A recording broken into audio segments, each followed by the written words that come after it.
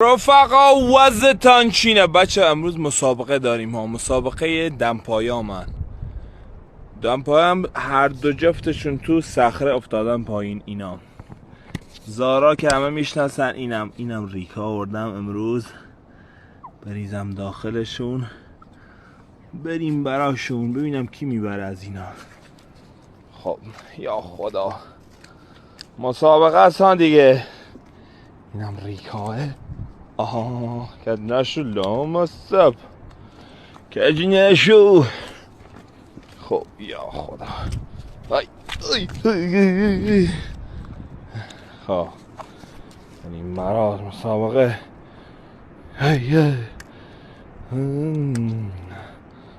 نتر نیز میبره لامصب.